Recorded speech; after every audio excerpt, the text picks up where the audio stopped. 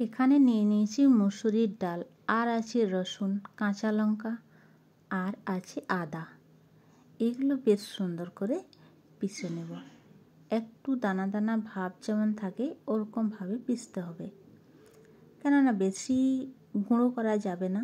বেশি যদি মিহি করে নিই তাহলে কিন্তু খেতে এতটা ভালো লাগে না। তাই কেউ কেউ গোটা গোটাও কিছুগুলো রেখে দেয়, কিন্তু আমি পিষবো, কিন্তু ভালো করে পিষবো না, অর্ধেকটা পিষবো। এই দেখো দানা দানা আছে একটু একটু। আর এটা এখন এই বাটিটাই ঢেলে নিচ্ছি সুন্দর করে। তারপরে এর মধ্যে একটু রঙের জন্য দিয়ে দেবো হলুদ। আর হলুদ দেওয়া হয়ে গেলে একটু গোটা জিরে দিয়ে দেবো। জিরের স্বাদ অনেক ভালো লাগে, তাই আমি জিরে দিলাম। আর দেওয়ার পরে এখন দিয়ে দিচ্ছি পেঁয়াজ। বড় বড় করে পেঁয়াজ কেটে নিয়েছি, এই পেঁয়াজগুলো দিয়ে দিলাম। পেঁয়াজগুলো দেওয়ার পরে সুন্দর করে এটা আমি মাখিয়ে নেব। কেউ কেউ পেঁয়াজ যদি না খেতে চাও তো না দিলেও চলবে, এমনিও বানানো যায় জিরে দিয়ে করে।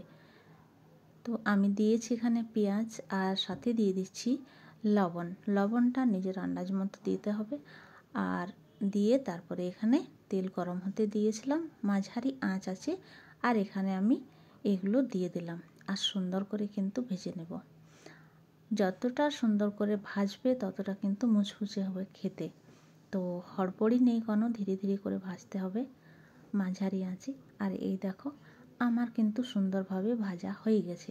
তোমাদের যদি খাবার ইচ্ছা আছে চলে এসো, আজ রবিবার আছে, ছুটির দিন, এই জন্য আমি বানিয়েছি। ভিডিওটা দেখার জন্য অসংখ্য ধন্যবাদ।